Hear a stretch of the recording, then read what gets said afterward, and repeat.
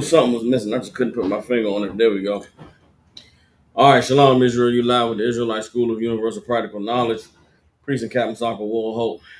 Camera's a little bit tilted too. Bear with me 1 second, y'all. Let me adjust it. Hold on.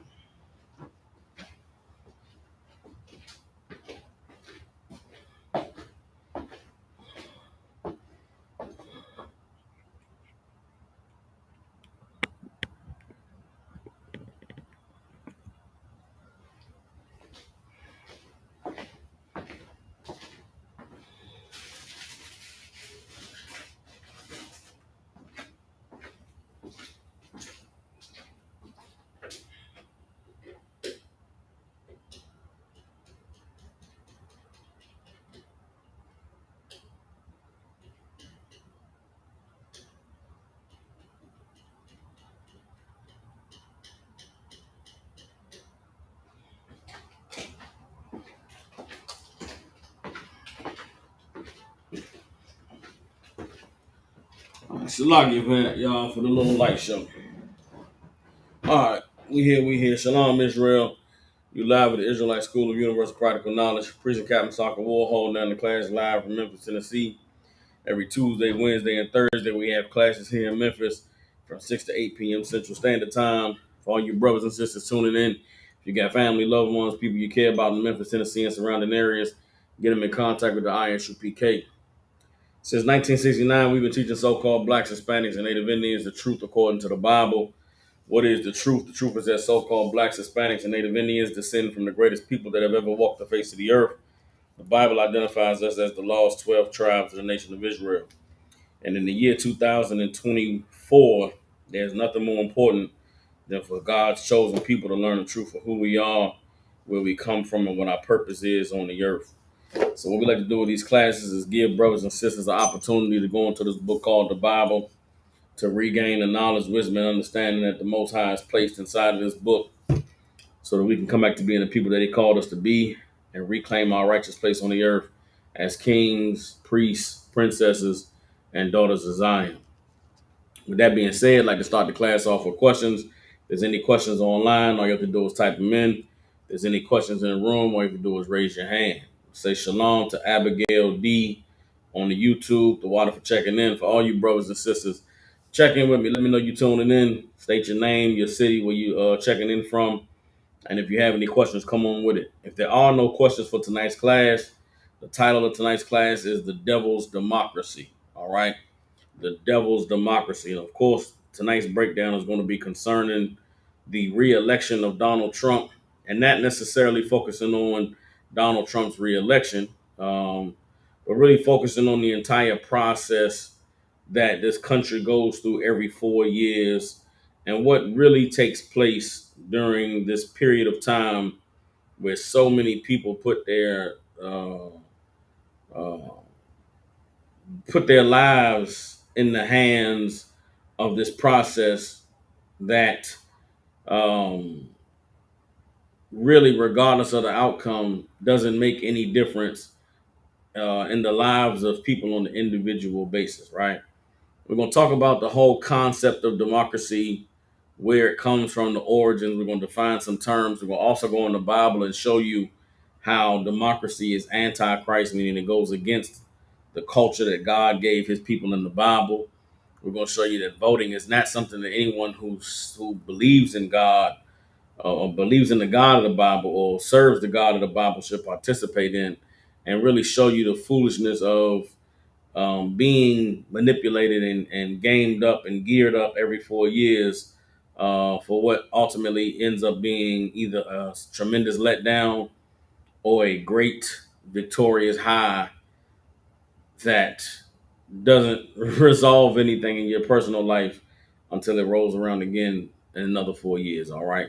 So that's the topic of tonight's class. If anybody has any questions, come on with it. If there are no questions, then the first scripture we're going to go to, uh, first scripture we're going to go to is this here. All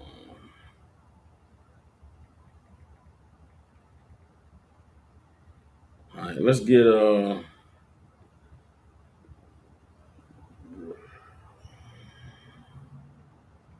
damn.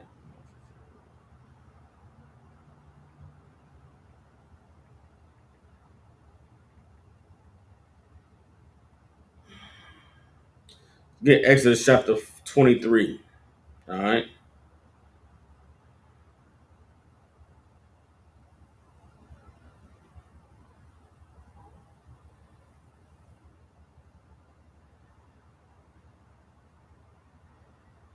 Let's get Exodus chapter 23, verse 2. All right.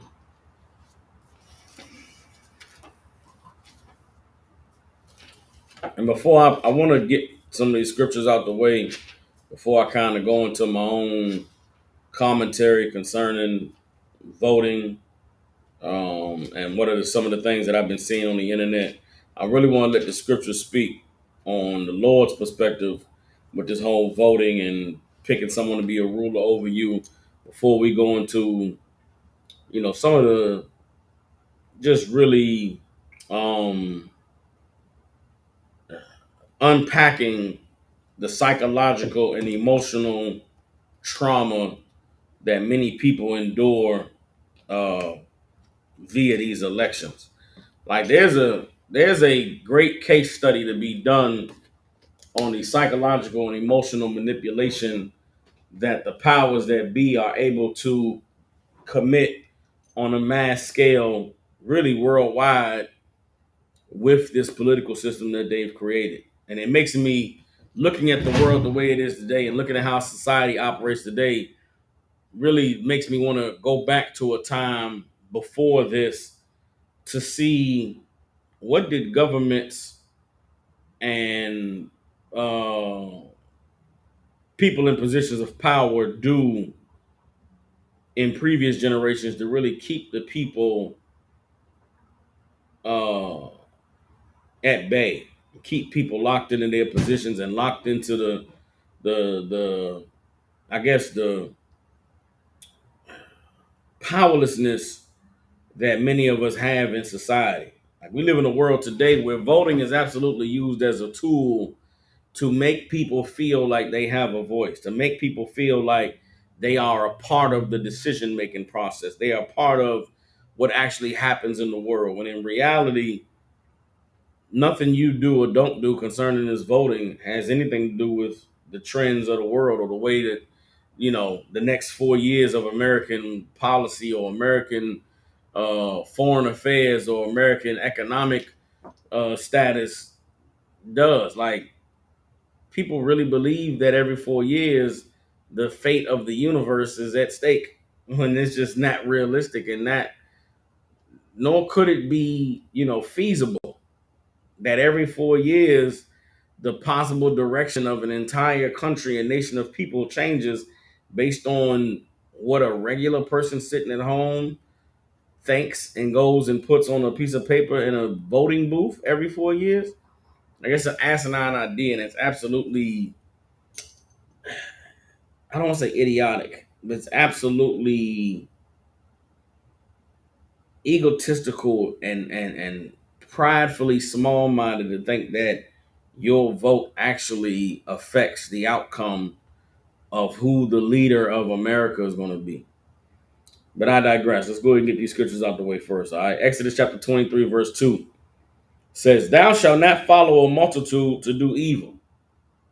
Don't follow a bunch of people to do evil. Just because everybody is doing it and everybody's getting involved and everybody is passionate doesn't mean that it's the good thing to do or that it's the right thing to do. Voting is absolutely evil in that you are going to trust in a man, or in this case, trust in a woman, to do what? To decide the fate of your household, your family, your children for the next 4 years. Like, what has happened to us as a people, as human beings, that we wholeheartedly commit ourselves to the idea that depending on who's in charge in the White House in Washington D.C., that's what that means something for my family for the next 4 years or for the future of my children. Like, every 4 years, we got to get excited and got to listen to these debates, and we got to see what policies of these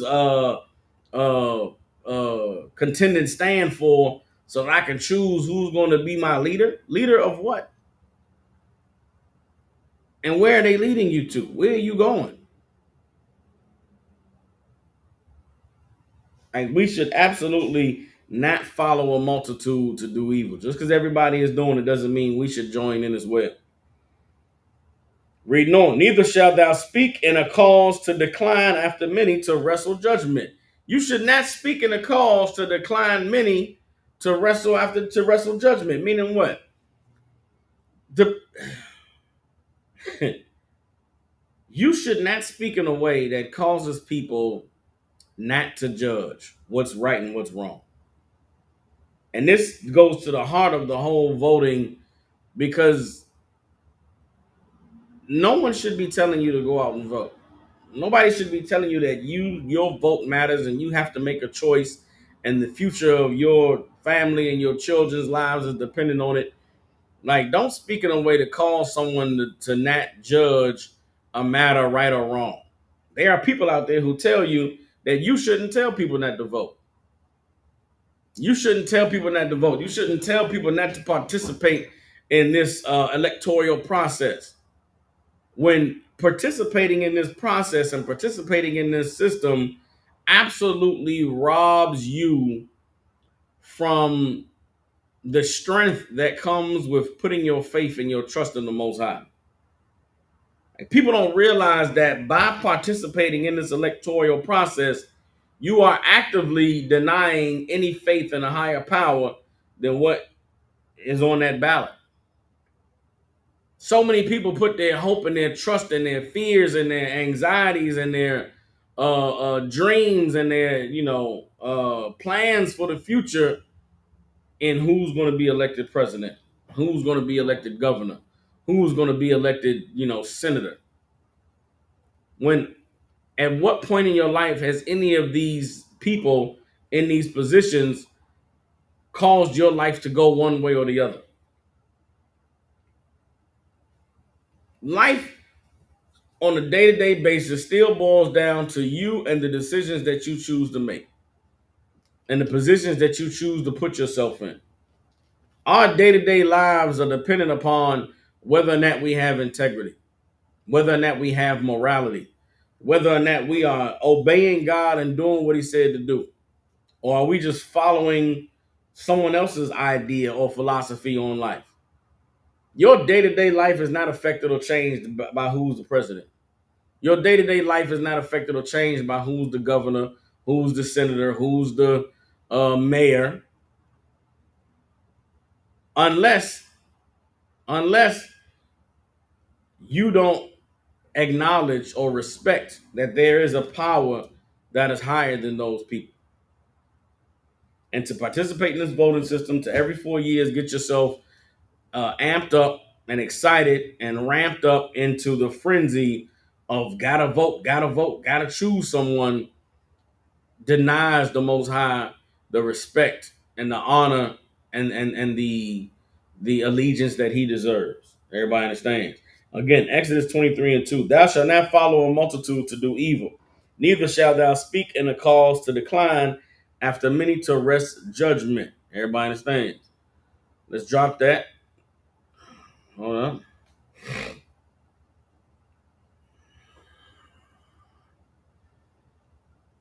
Let's drop that. Let me get uh,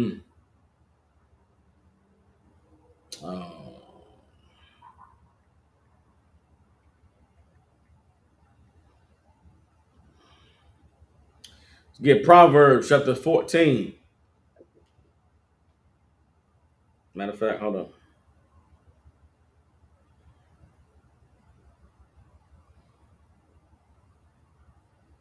Let's get Proverbs chapter 16, verse 25.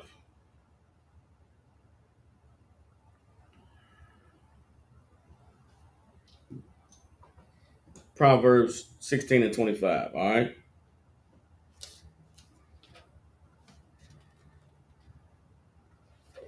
Again, I want to get these scriptures out the way before I go ahead and start to go into uh, some of my personal commentary concerning the election and what it is that I've been seeing on the internet. All right.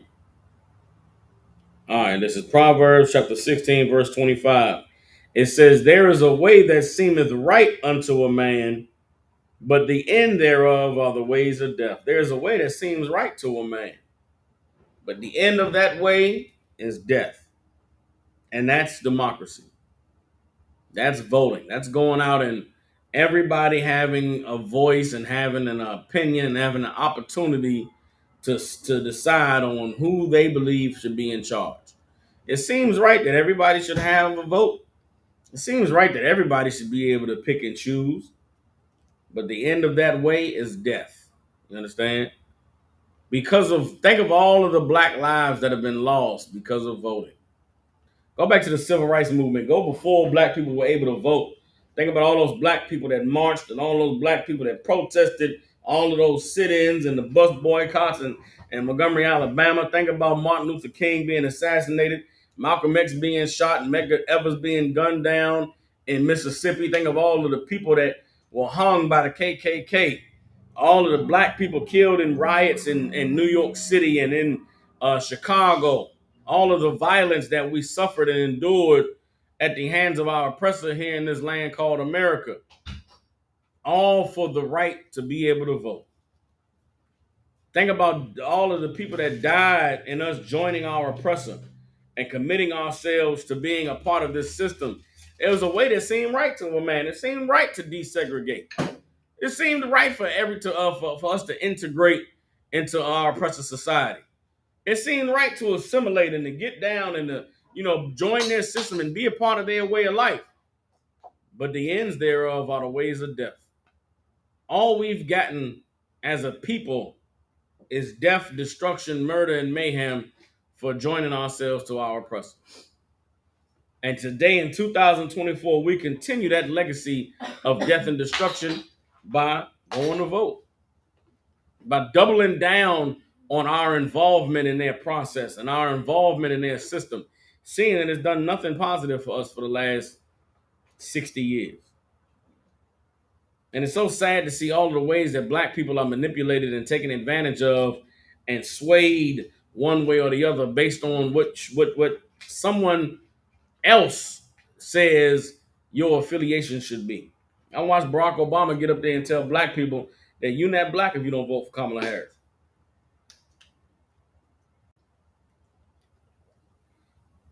Barack Obama got up there and appealed to your sense of black pride by saying if you don't vote for Kamala, you voting for slavery, you voting for racism, as if voting for Kamala was not a vote for the same thing.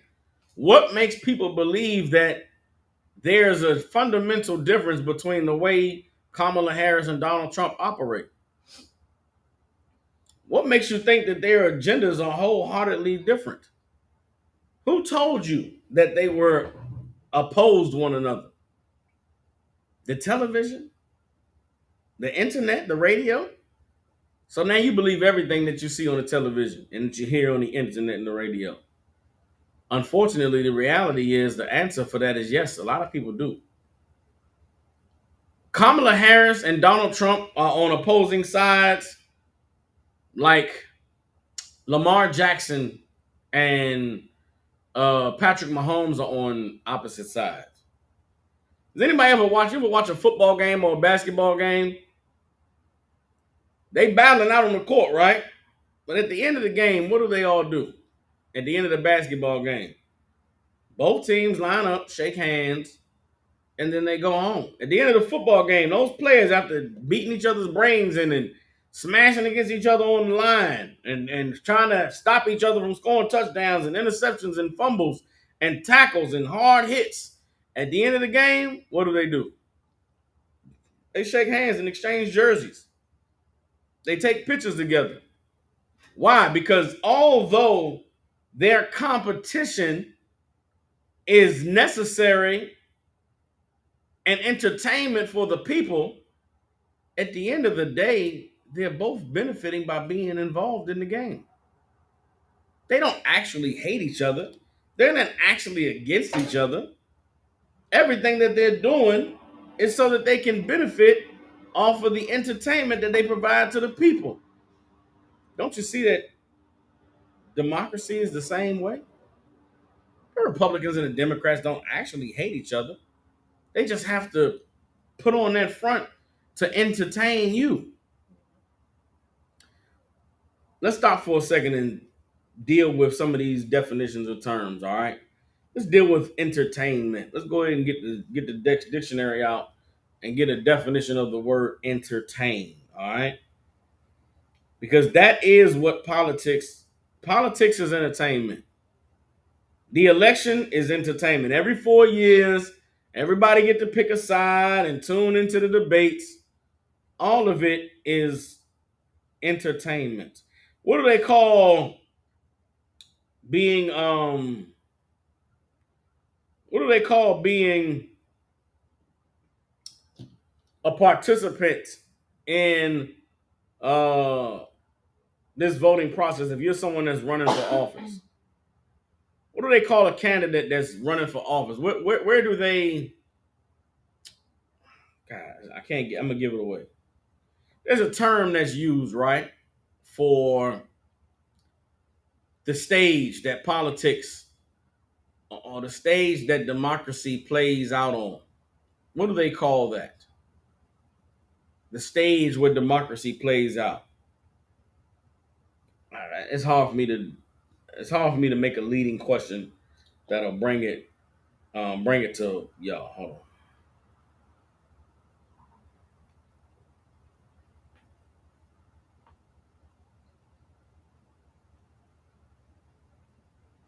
Shawba said presidential race, not presidential race. I'm gonna give it to you for time's sake. It's political theater.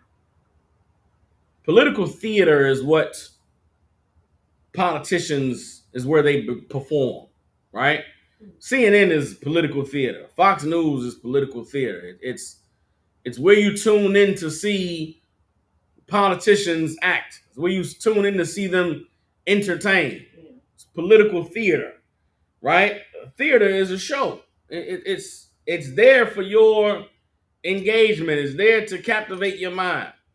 You understand? And you must understand that politics is as much entertainment as football, basketball, and boxing. It's not real. The arguments, the disagreements, the being on one side or the other, it's all part of the game. Everybody understand? This is the definition of the word entertain. This is entertain as a transitive verb. The first one says to show hospitality to, right? You entertain guests. The second one says to provide entertainment for. That's what it means to entertain someone, to provide entertainment for. Well, what is entertain? What is entertainment? This third definition is the one we want. It says to keep, hold, or maintain in the mind. That's what entertainment is. To keep, hold, or maintain in the mind. That's what politics is. Politics is designed to keep, hold, and maintain on the mind. You understand? How does politics keep, hold, and maintain on your mind? What do they do? What do they say that sticks in your mind? What are the tools that politicians use? How do politicians get people to join their side or to go against the other side in many cases? Sometimes politicians don't even say anything to get you to be on their side. They say things to get you to be against the other side. What are the tactics that politicians use to entertain people? We've talked about it in some of the classes recently. For time's sake, I'm going to give it to you. Part of the entertainment that politicians provide is fear mongering. Politicians play on your fears to keep, hold, and maintain in the mind. Donald Trump's whole election process was about keeping you afraid of what's going on at that border. Always bad guys at that border. They're killers and they're murderers and they're bringing drugs over here. You've got to do something to stop the evil at the border. It's fear mongering. He plays on people's fear. Keep talking about the border, the border. Think of all the issues and the problems that exist in your life right now? When have you ever thought about what's happening at the fucking border? What is someone that lives in Maine? What do they care about what's going on at the border? Somebody that lives in Kansas and Kentucky and Illinois, what do you care about what's going on at the border? Donald Trump with all of that entertainment is what has your mind thinking about the border. Anybody ever gave thought to a transgender sexual reassignment surgery in prison? Have you ever thought once in your life that there are some men that go to jail and they in jail as a man with a bunch of men, but they really want to be a girl in jail? And in order to be a girl in jail, they can't be a girl with all of these men around. In order to be a girl in jail, they got to get sexual reassignment surgery, get their penis chopped off, cut down the middle like a banana, peeled out, the meat pulled out of the middle, and then have it shoved inward up their anus, like and in the form of a vagina, and now he can go and live among the women. Have you ever in your life, with all your problems and your issues, ever thought about gender reassignment surgery being performed on prisoners? Hell no, you never thought about that ever in your life. Why would you? Yeah. But you know why it's something that crossed your mind? Because the Donald Trump commercial about Kamala Harris told you how that's what she was going to do when she got elected. And if you're someone who's disgusted and thinks that, transgender people are evil and disgusting, guess what you're going to say? I can't vote for Kamala Harris because she's going to go and give all of the men in jail vaginas and put them in there with the women. You can't vote for her. The entertainment that takes place on the political theater is to play on your emotions, to play on your fears, to play on your prides, to play on your prejudices, to play on your racism, to play on your nationalism, to play on your poverty. That's what politics is all about. What are the concerns of the people? And how can I use their concerns to get them to vote for me? That's the game that's being played on everybody. Every 4 years, they play the same game. And every 4 years, people buy into it, hook, line, and sinker. You understand? But to believe it's real, to think that it's, your vote actually matters and your vote is what's going to make a difference, it's the cruelest game that's ever been played on anybody. It's the cruelest hoax that I've ever seen, ever witnessed in regular real life. And every 4 years it rolls around and people get caught up in it, not even realizing you just went through this 4 years ago. And what changed? 4 years ago, Donald Trump and Joe Biden ran. Donald Trump was saying the same things. Joe Biden was saying the same things Kamala Harris was saying. Joe Biden got elected. What changed? What is different in the world now than it was 4 years ago? Anybody? And now that Donald Trump is elected, guess what? Man, they are using fear at such an such a what's the word I'm looking for?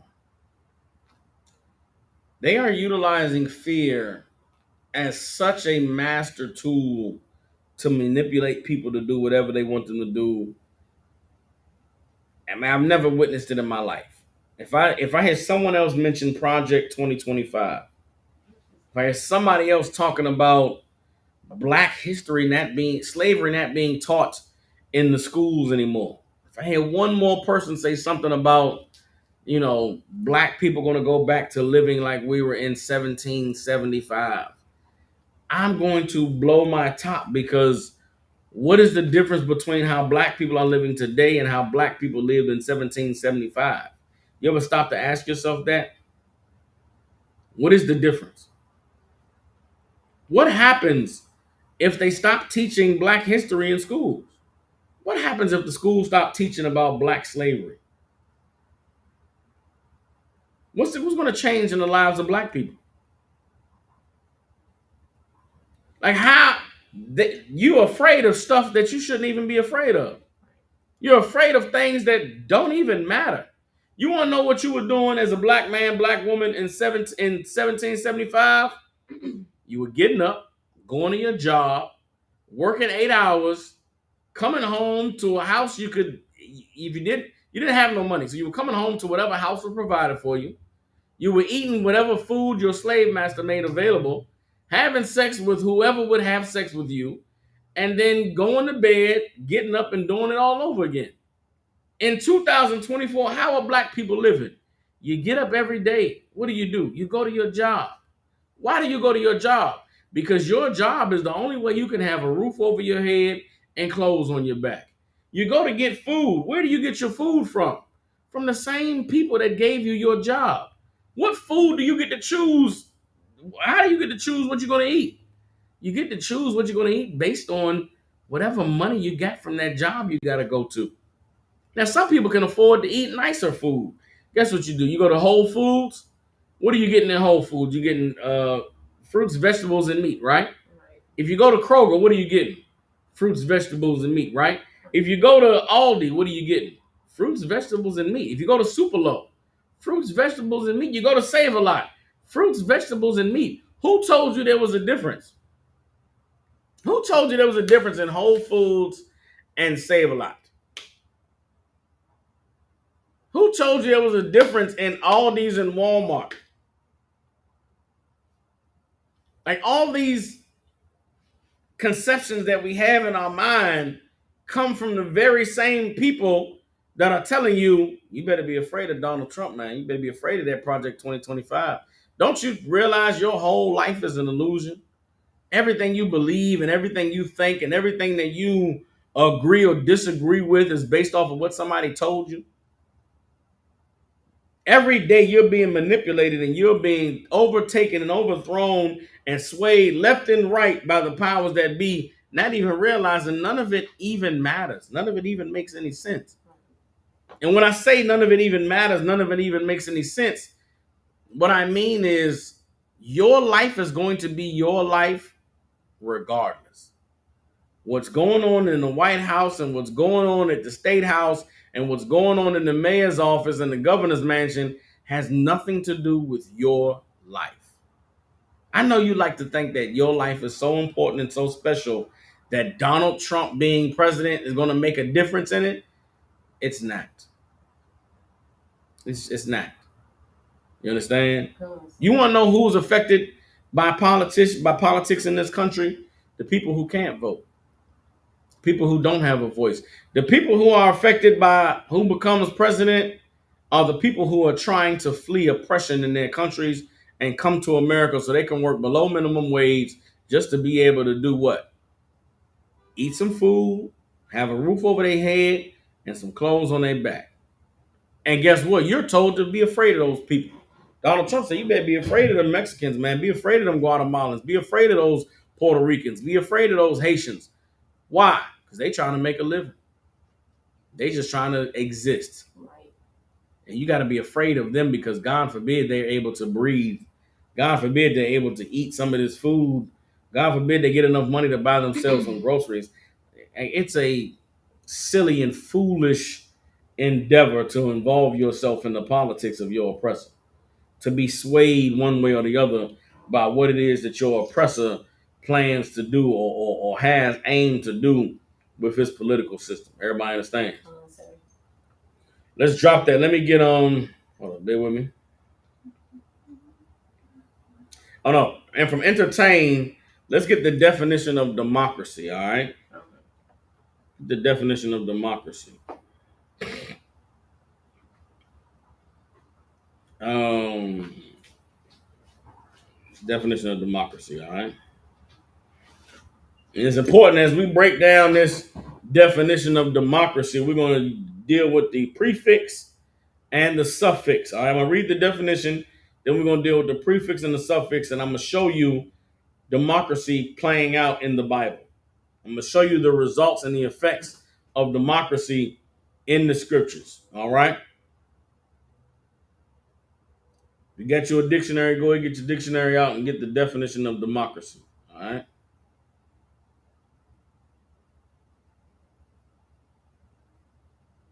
Bear with me.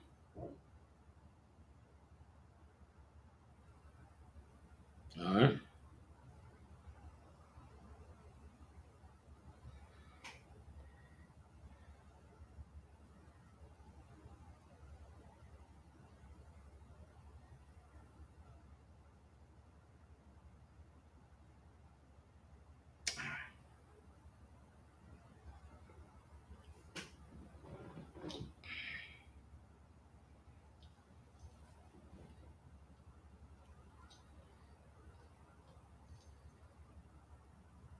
All right. This is the definition of democracy. All right. Democracy is defined as government by the people, especially rule of the majority. Everybody understands? Democracy is government by the people, especially rule of the majority. Now, we break down democracy. The prefix of democracy is demos, right? We dealing in prefixes and suffixes. You're going to the origins of words, where the words come from, right? And if you go to the origins of democracy, you got to deal with the prefix demos and the suffix ocracy. All right. The suffix ocracy means rulership or authority, power, right? Well, think of other ocracies that we know. We know about a meritocracy is a government that is based on merit, based on who's earned the right to be in charge, who's earned the right to have power, who's earned the right to be in authority. That's a meritocracy, right? A th- man, a theocracy, right? A theocracy is uh, uh, rulership of the gods, or God having power, having authority, right? Yet you always look at theology as the study of religion in schools, the study of God in school, right? These suffixes and prefixes and the coming majority from the Latin and the Greek languages is where we get a lot of the words we have today. And democracy, the demos, the prefix demos means by the majority or the mob, right? And ocracy is rulership. So democracy literally is mob rule, majority rule, right? And it's especially heinous to have a government that is based on the majority ruling, because when the majority rules or the majority is in charge, then inevitably there's a minority that is at the whim of the mob. And that's one thing about this government and this system that exists in America that I never understood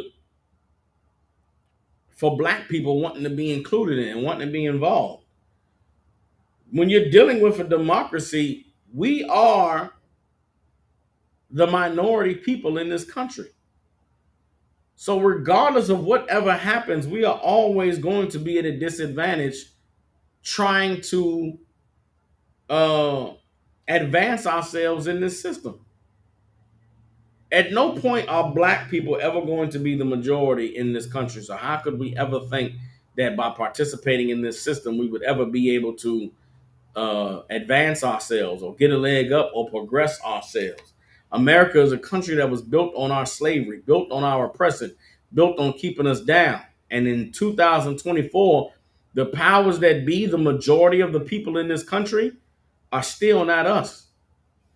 So how could you ever think that participating in this system and by joining ourselves to the system, we could ever find a way out for us?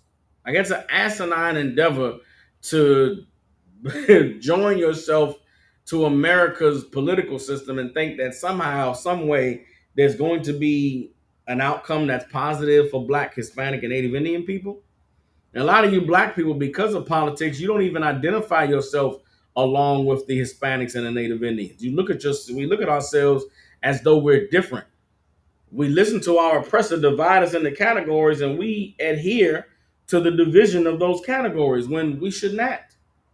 Blacks, Hispanics, and Native Indians should not be separated in any aspect when it comes to the advancement or the progression of our peoples in this land. Why is that? Why shouldn't blacks, Hispanics, and Native Indians be divided? Because our oppressor and the powers that be that operate against us are the same. Our oppressor and the powers that be that operate against us in this land are the same. We have the same enemy. We have the same oppressor. We have the same system and powers that be operating against us. But again, the majority of us, we don't think for ourselves. We don't have sound leadership. We don't have someone directing us and telling us what we should do and how we should move and where we should go. So guess what? We listen to whoever's on the television. We get sucked in to the game of the politics that's being played. And it's no different than, being a Cowboys fan or a Kansas City fan or 49ers fan. Democracy is mob rule. So what happens when you have mob rule? What happens when whatever the majority decides, that's what we all got to go with? Let's show you in the Bible democracy taking place, all right? Let's get and as we go through this example of democracy taking place in the Bible, I want you to pay very close attention to the details that are contained in this scripture concerning how politics works. All right? Let's go ahead and get it. Hold on.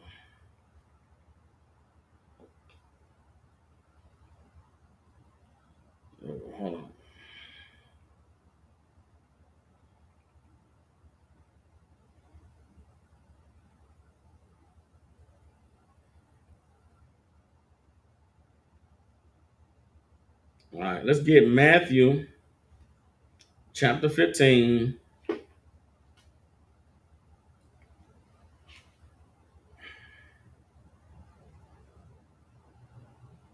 Get Matthew 15 and 1. All right.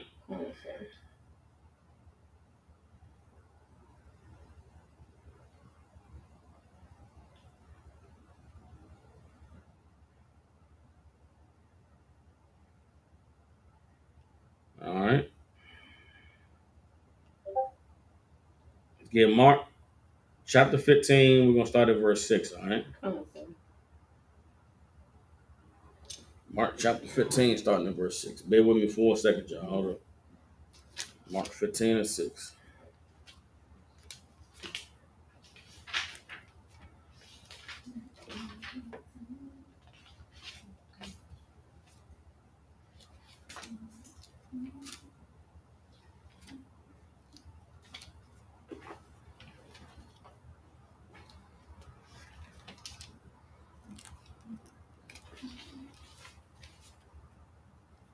Mark 15 and 6.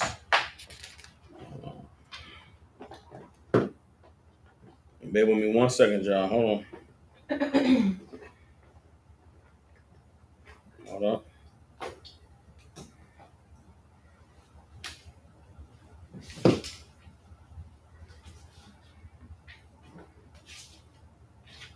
Hold on.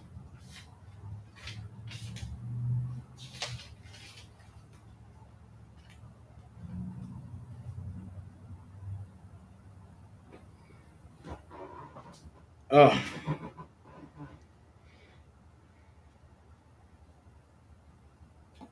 Bear with me one second. We're going to Mark chapter 15, verse 6.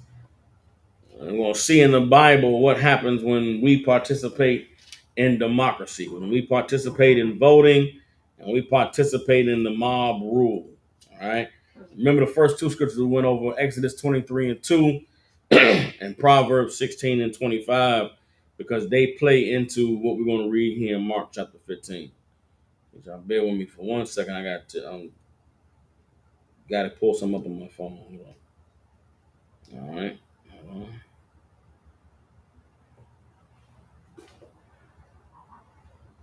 Bear with me.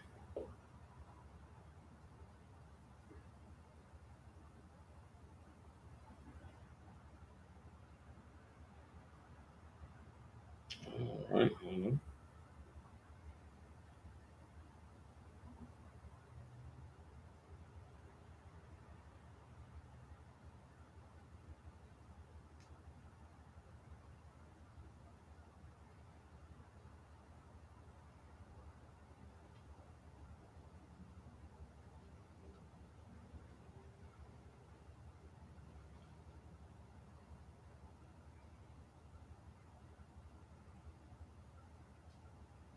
Hold on.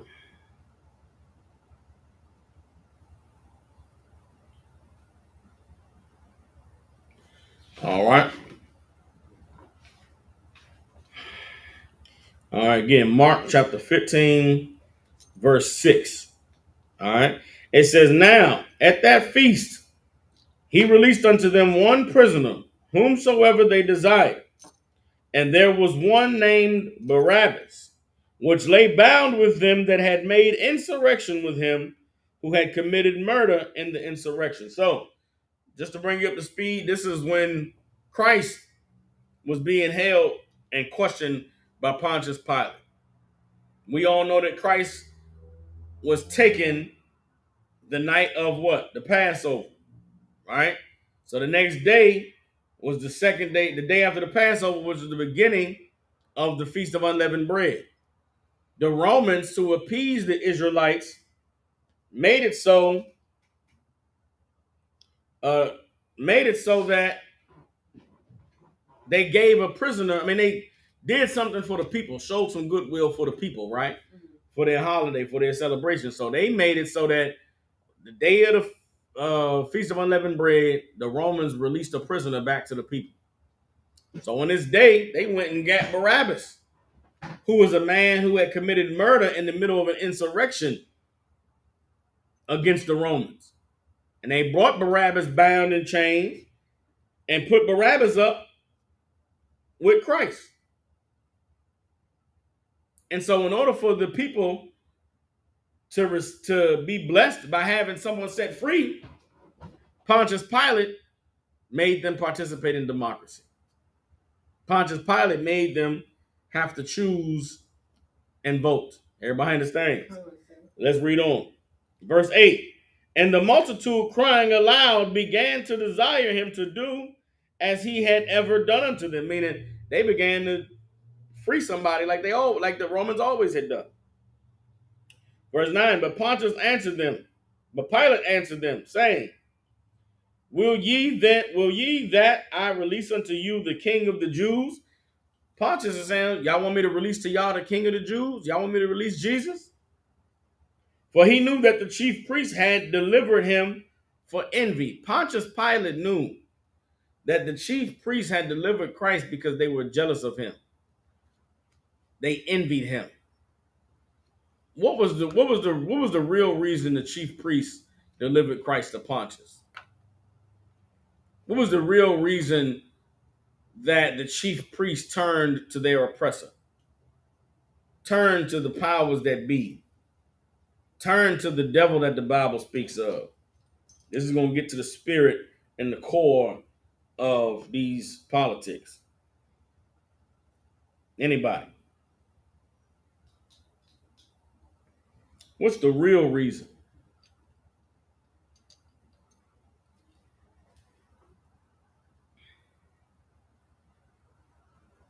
Based off what we just read. Think politics. Think black people today turning to our oppressors, joining ourselves in this election. What's the real reason we participate in this system?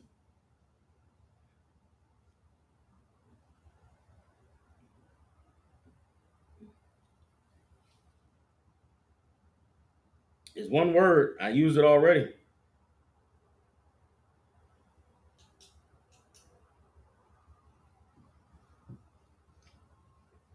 Pilate said he knew that the chief priests delivered Christ for envy, right? What was the real reason the chief priests delivered Christ to Pilate? It's the same reason why we participate in the elections today. It's the same reason that we get involved in politics today. Kapataza.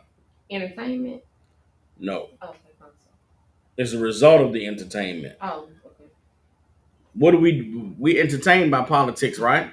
We entertain by the election and voting and who's going to be the next president.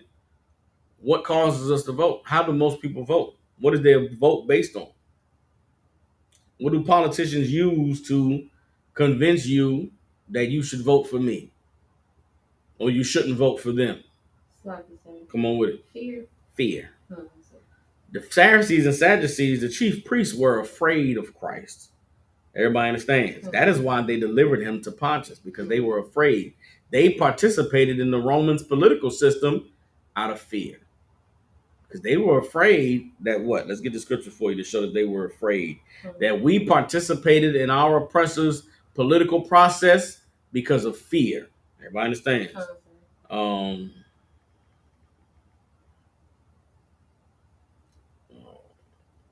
bear with me, hold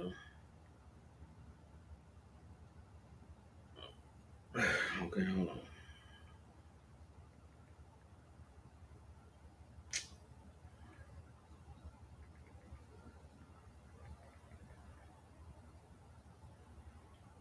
Let's get John chapter 11, verse 47.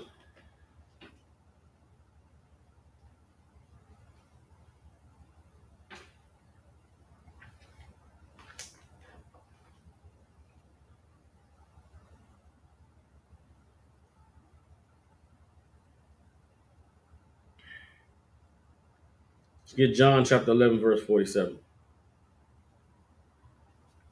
All right. We're going to hold Mark chapter 15. We coming back. We got John chapter 11, verse 47.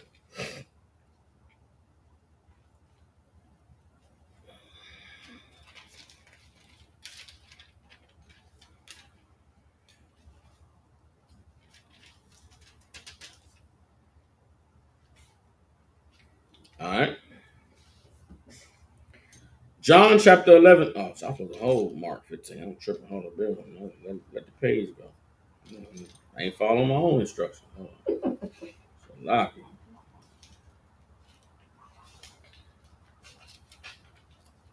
All right, we're coming right back to Mark 15.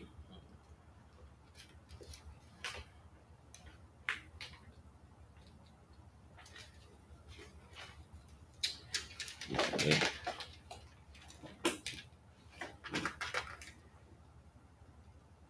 Bear with me. Damn page stoppers. All right, here we go. Here we go. All right, we're holding Mark 15. We're going to John chapter 11, right? John 11 and 45 said, no, John 11 and 47 says, Then gathered the chief priests and the Pharisees a council and said, What do we? For this man doeth many miracles. If we let him thus alone, all men will believe on him, and the Romans shall come and take away both our place and nation. Everybody understands? What were they afraid of? They were afraid that everybody would believe on Christ and that them believing on Christ would take away both their place and their nation. What is their place that the chief priests are talking about? Their power, their authority, their rulership. They were afraid of losing that. What was their nation? What was their nation they were afraid of being taken away?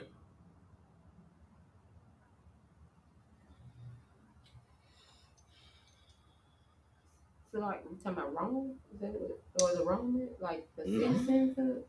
No, it wasn't that. What were the Pharisees and Sadducees afraid of being taken away from them? It's the same thing that black politicians are afraid of losing today. It's the reason why we participate in politics. Now, as we reading about the Pharisees and Sadducees, right? Joining the Romans, participating in democracy because of them being afraid that Christ, if he gained enough influence and gained enough followers, would cause for them to be taken out of authority. Think of your black politicians today. What are they afraid of? Think about the families of Martin Luther King and the families of men like what's his name, Clarence Thomas. Think of all of these wealthy, affluent black people who's raised intelligent black children, send their kids to college, and they finish school with honors and high flying colors, and they get them and push them to be involved in politics.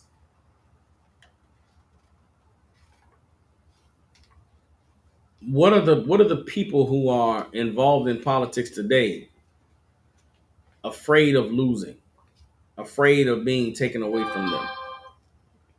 Come on with it. They lifestyle. Okay, let me take it off of black people. Why did so many white people go and vote for Donald Trump this time around? Donald Trump placated to their fears, right? His whole election was about the fear of what's happening at the border, the fear of you losing your jobs, the fear of your country being taken over, the fear of us losing our position and our power and our authority, right? So why did the people that voted for Donald Trump, what do they think that they were voting? Why does voting for Donald Trump take their fear away? What are they? What are they? What are they voting to keep?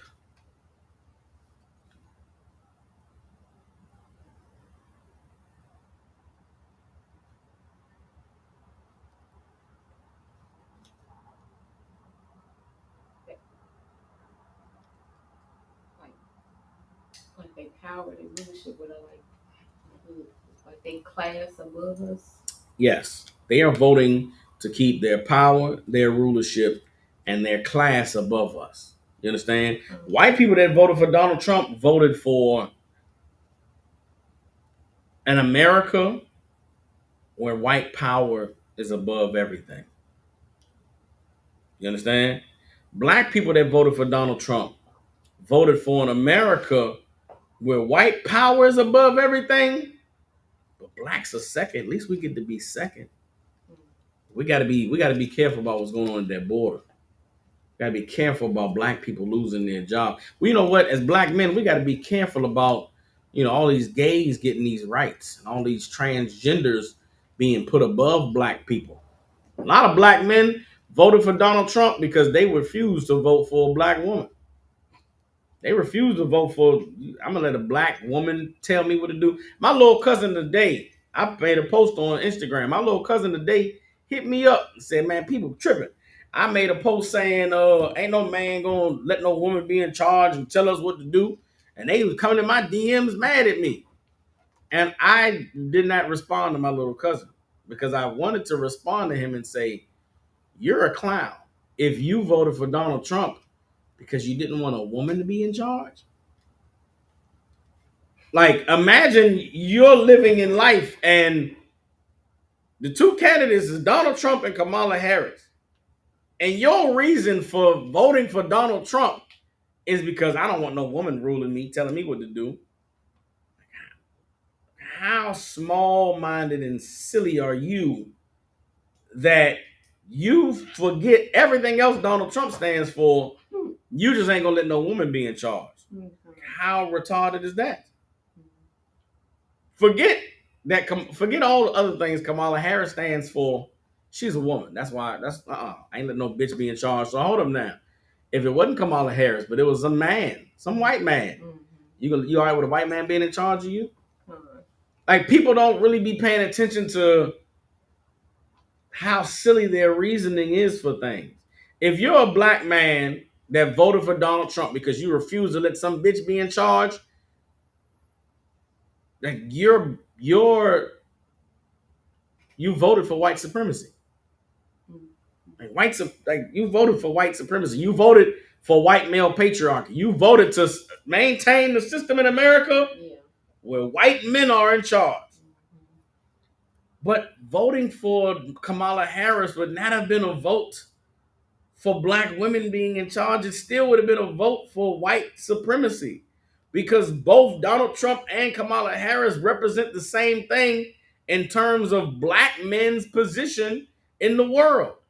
Kamala Harris being the president is no different than Donald Trump being the president, in that Donald Trump looks at black men like, you niggas is beneath me. The same way Kamala Harris looks at black men like, you niggas are beneath me.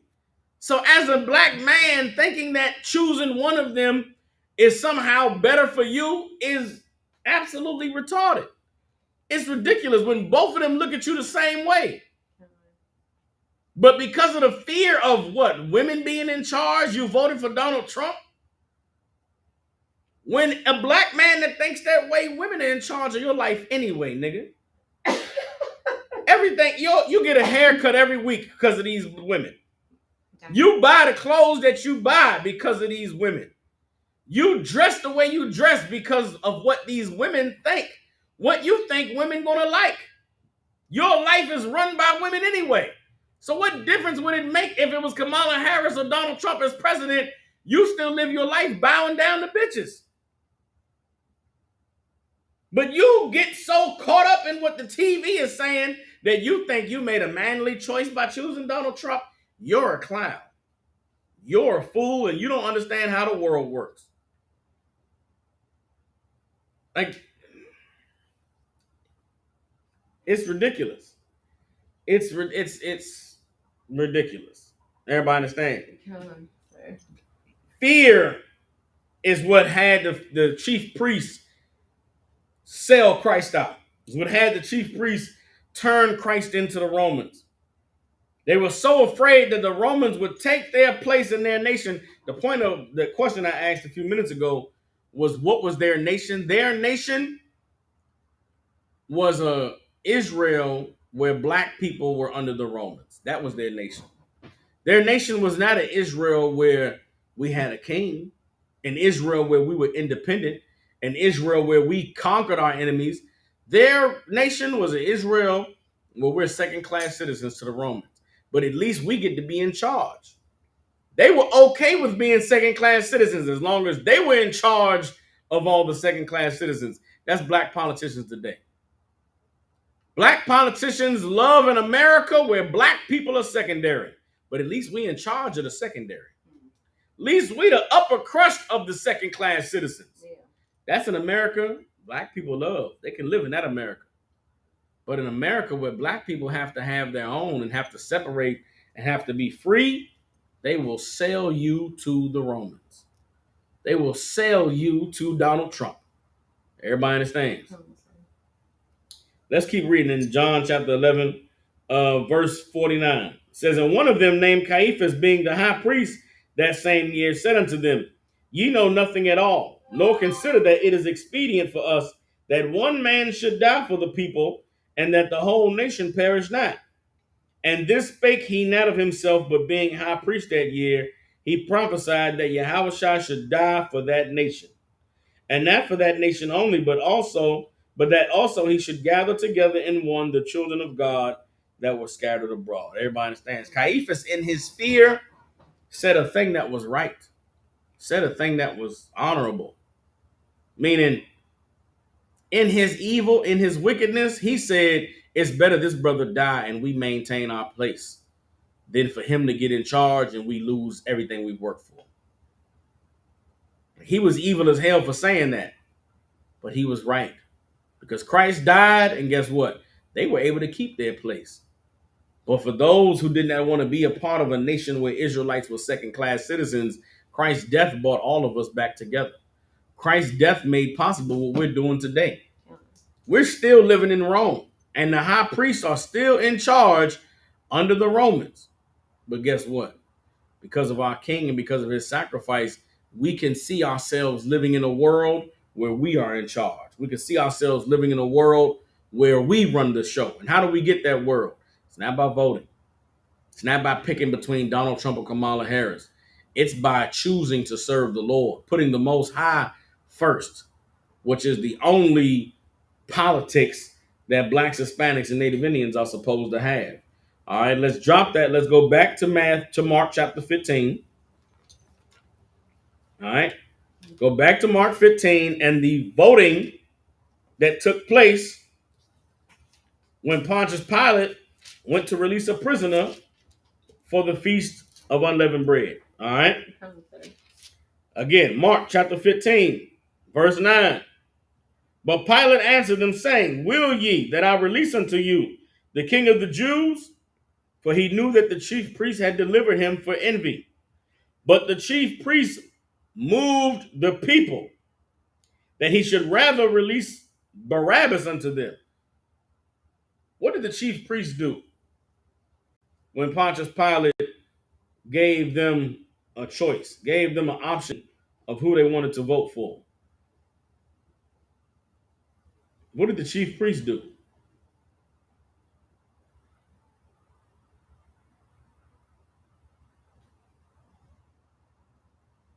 What was the spear of their? What was their political strategy?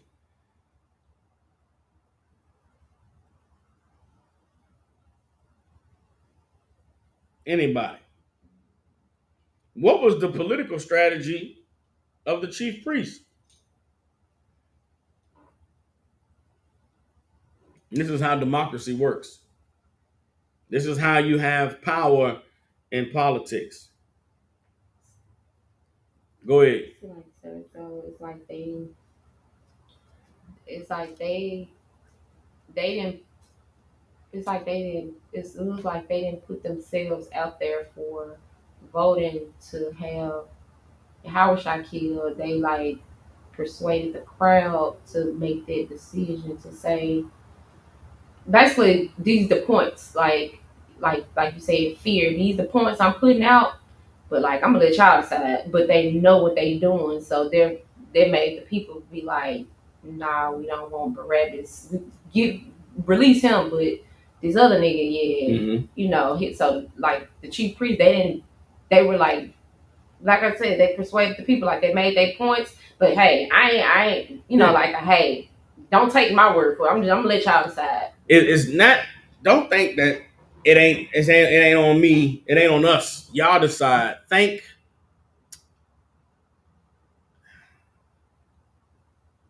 they took the fear that they had and put that fear in the people. Okay. What do the people care if the chief priests lose their place?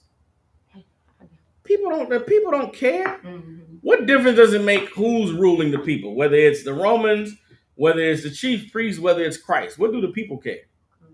The people don't. They're gonna be people. The chief priest had to move the people. The chief priest had to take their fear and put it into the people and tell the people, man, that nigga Christ gonna get us killed, man. That nigga Christ gonna have all of us die, man. The Romans gonna come and take our place. Say you want Barabbas, vote for Barabbas. You better vote for Barabbas. A vote for Christ is a vote against Caesar. A vote for Christ is a vote against the Romans. A vote for Christ is a vote for death. They had to tell the people that. They had to rally the people. They had to they had to entertain the people to go against Christ. Remember, what is the definition of entertain? Let's go back to the dictionary real quick. What is the definition of entertain? And normally if I was in class, I would have written down the definition of entertain in my notes. But I'm teaching class, I ain't writing it down. To entertain is to keep, hold, or maintain in the mind. Everybody understand? The fact that the chief priest entertained the people that a vote for Christ was a vote for death. That choosing Christ would be displeasing to Pilate. I mean, you better not choose Christ, man. He gonna get us killed, man. He gonna cause us to die. The Romans gonna take away our place. What do poor people in a society where they second class citizens care about their place being taken away? What do they give a damn? What do they care? Black people in America today, what do we care about what's going on in the border? The border people are working jobs we don't even want ourselves. You think black people care about the amigos coming over here? They not harming us. They not affecting us. But let the TV tell you, like, yeah, man, these amigos are taking our job. These amigos are they ruining the economy. How? You didn't want that job no way. Yeah. You wasn't going to work that job no way. You wasn't going to get paid that little wage anyway. You're being geared up to hate someone for no reason because somebody at the top hates them. That's what they did to the people when it came to Christ. They geared the people up, riled the people up to choose Barabbas over Christ, and they could not have done it without that. They could not have done it without moving the people. The chief priest could not have got their vote passed. Everybody understand? This is democracy at work. This is how it's done. Mark chapter 15, verse 12. And Pilate answered and said again unto them, what will ye then that I shall do unto him whom ye call the King of the Jews? And they cried out again, crucify him. Who cried out? Who cried out, crucify him?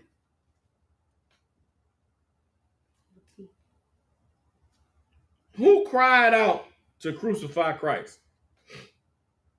It wasn't the people. It was the chief priests in the crowd, blending in with the people. They yelled out, "Crucify him." Everybody understand?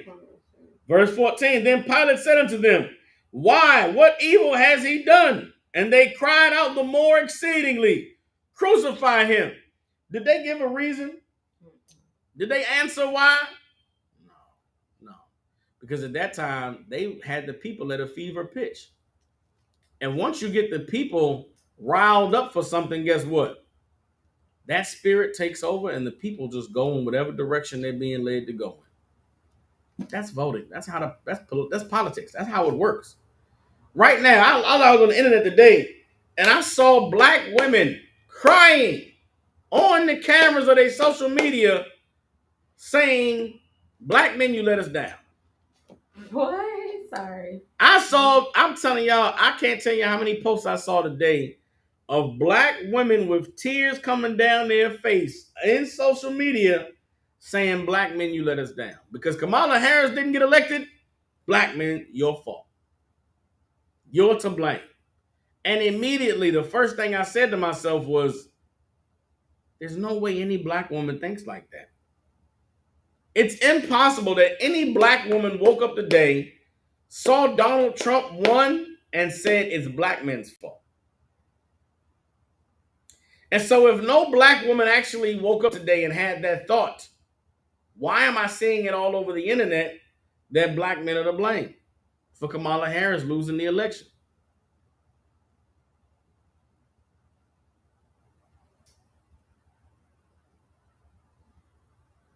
Why is it that black women are believing that black men are to blame for Kamala Harris losing?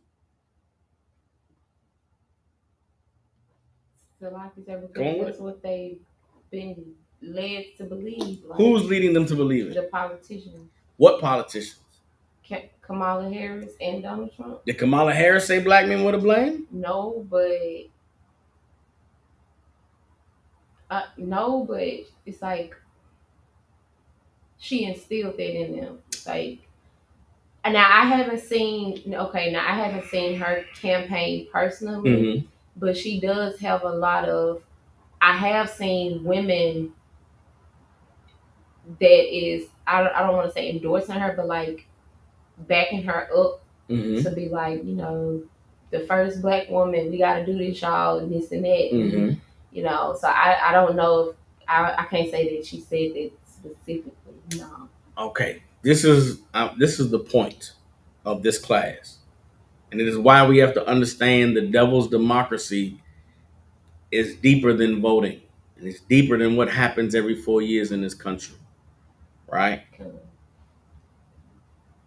The politics game is being played on black people every day, all day on social media. These posts that we argue over and we disagree on and we go back and forth over what places are. Can you take a woman to Cheesecake Factory? And should a man date a woman if she has 2 kids or more? Or what happens if you ask a man for $40 and he don't give it to you? All of that on the internet is politics being played against black people. We are being swayed and pitted against one another.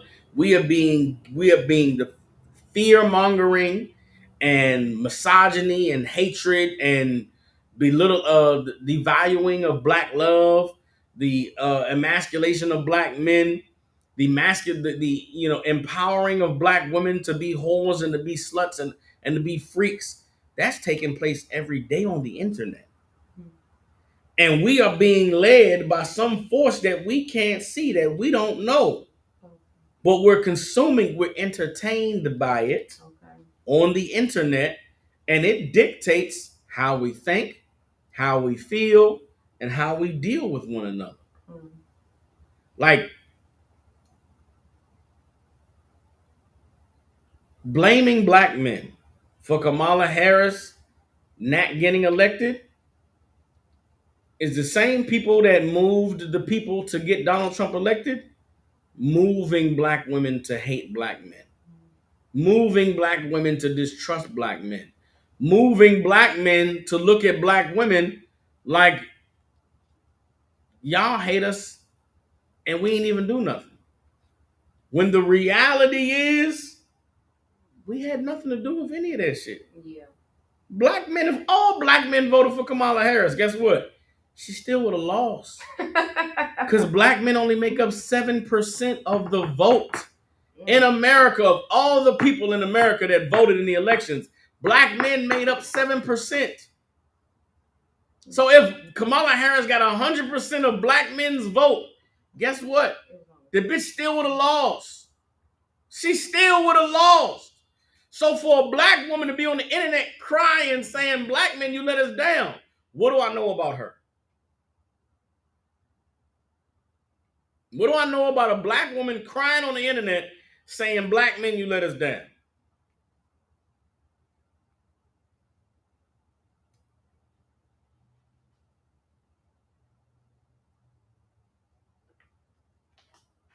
Anybody.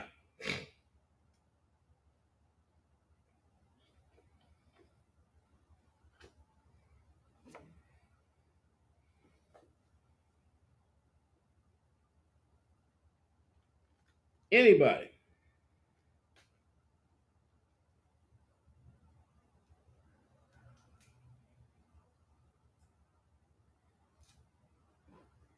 I'll tell you for time's sake.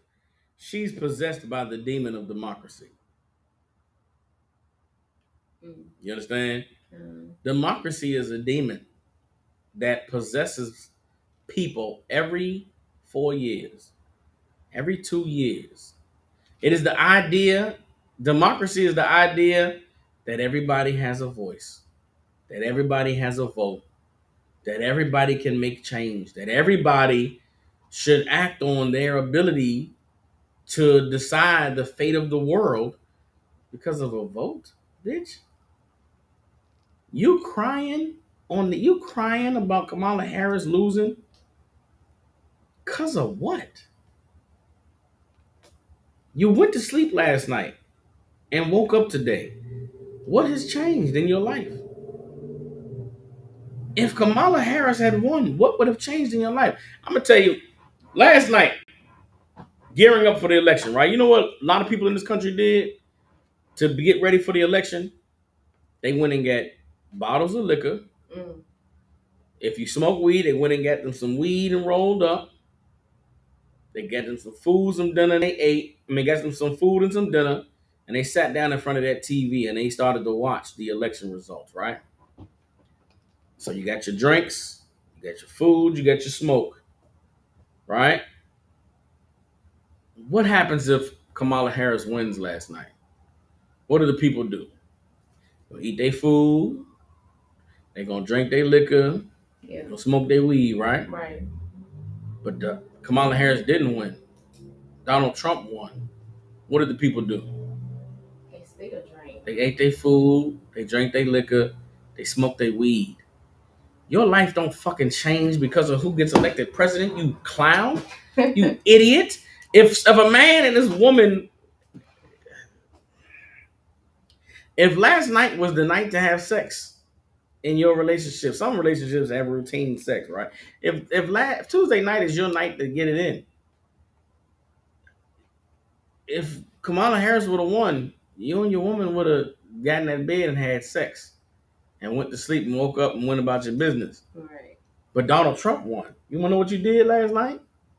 You had sex. Right. And you went to sleep and woke up and went about your business. Your life does not change based off of what happens with these votes every 4 years.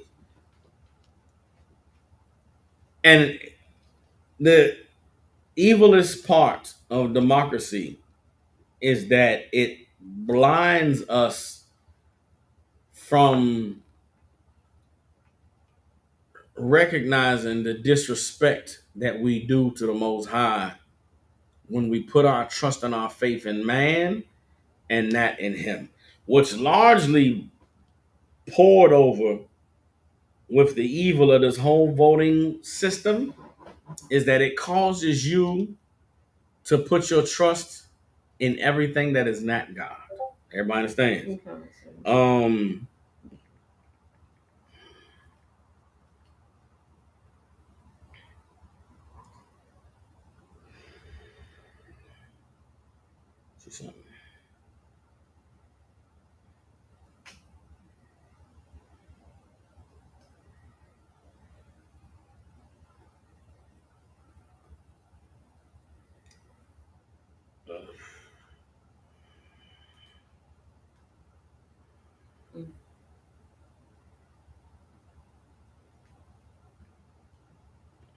a couple of scriptures, all right? Oh, sir.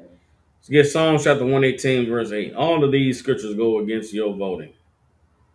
If you're voting, then you are not doing what the Bible said to do. You are not obeying the Lord. You are disrespecting God when you do not put your trust in Him. Everybody understands? Yes, ma'am. Psalms chapter 118, verse 8. Give y'all a second to get it.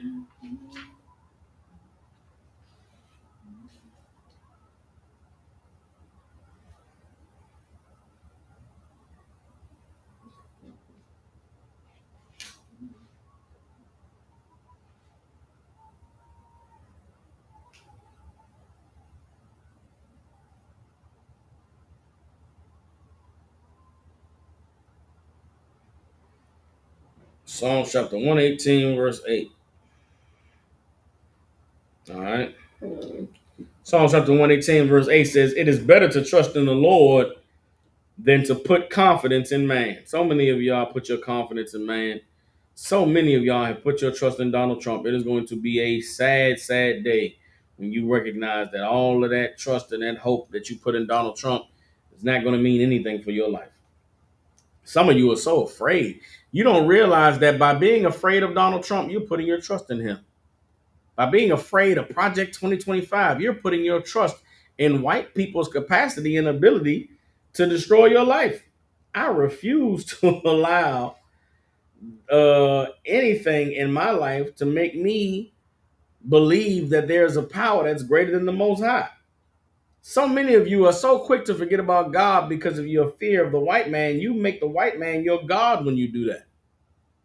We don't fear nothing in here but the Father. We only fear the Most High. And by doing that, guess what? We respect the Most High. Mm. We acknowledge the Most High. You understand? Oh, sir. And I don't see how black people don't see that. I don't see how we don't. You can't see that your fear of this oppressor is you denying the power of God. You understand? Mm. Come on, sir. Let's drop that. Let me get Hold on.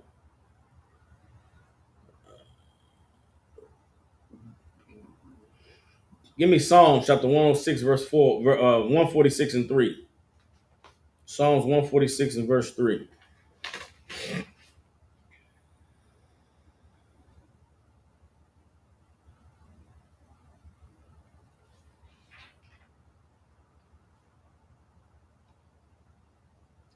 Psalm 146 and 3 says, "Put not your trust in princes, nor in the Son of Man, in whom there is no help."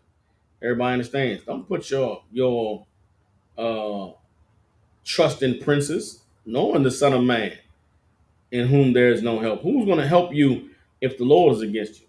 Who's going to help you if the Most High wants something to be done? Who's going to stand in the way of that? Nobody. Mm. You understand? Come on, sir. Proverbs 29 and 25.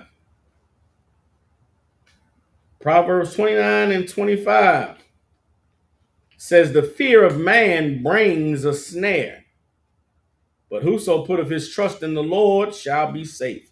You putting your trust in man, you're going to get trapped. It brings a snare. You understand?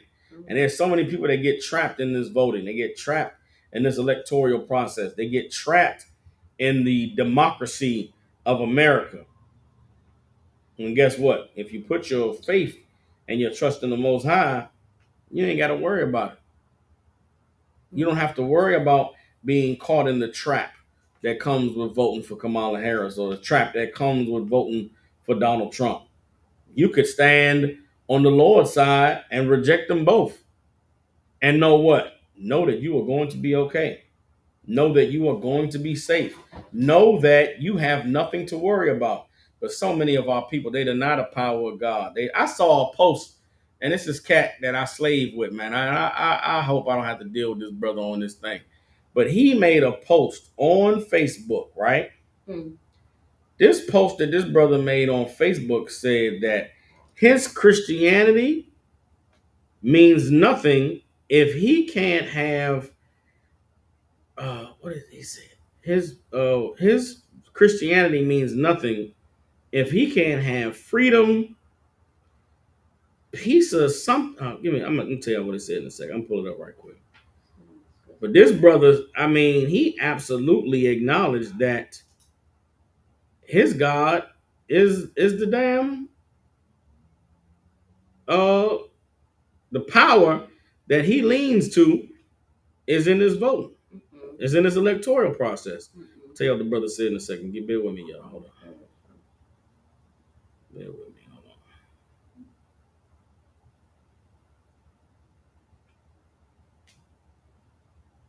Hold on.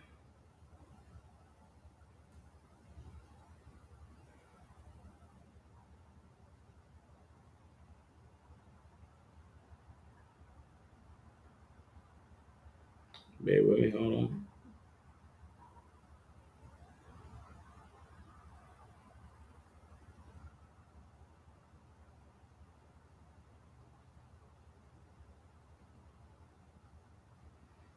All right. Hold on.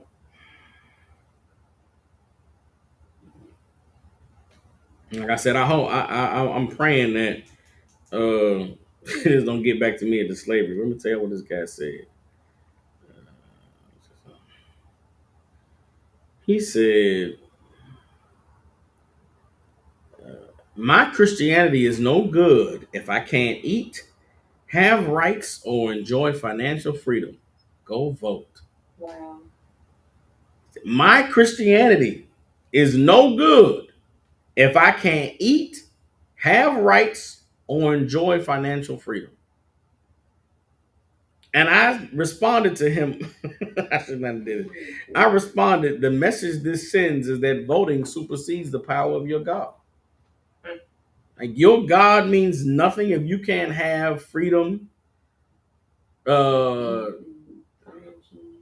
yeah, to eat your food, to have financial freedom, and to vote. I mean, it's absolutely insane and ridiculous. Yeah.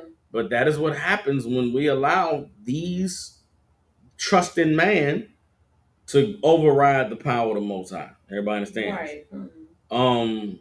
One more scripture. Let me get hold on.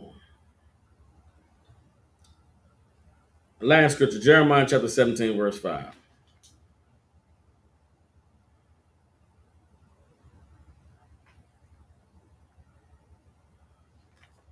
Jeremiah 17 and 5 says, "Thus saith the Lord, cursed be the man that trusts in man, and makes flesh his arm, and whose heart departs from the Lord. For he shall be like the heath in the desert, and shall not see when good cometh, but shall inhabit the parched places in the wilderness, in a salt land and not inhabited. Blessed is the man that trusts in the Lord, and whose hope the Lord is." You let Barack Obama be your hope. You let Joe Biden be your hope. You let Kamala Harris be your hope. Some of you let Donald Trump be your hope. And guess what? You were cursed for that. You are going to suffer for that. You are going to be punished for that. You are going to feel the wrath of God because you put your trust in something that was not him.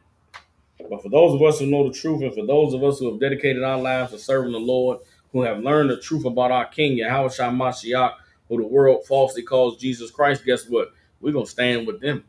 And in the end, we will be justified. In the end, the world will recognize that there is a power that's greater than this presidency. There is a power that's greater than the commander in chief, that's greater than who's in charge of the armies of America's military forces, and that is the Most High. Oh. And with that, clap it up. The Israelite School of Universal Practical Knowledge out of 1 West 125th Street in Harlem, New York. Since 1969, we've been teaching so-called blacks, Hispanics, and Native Indians the truth according to the Bible.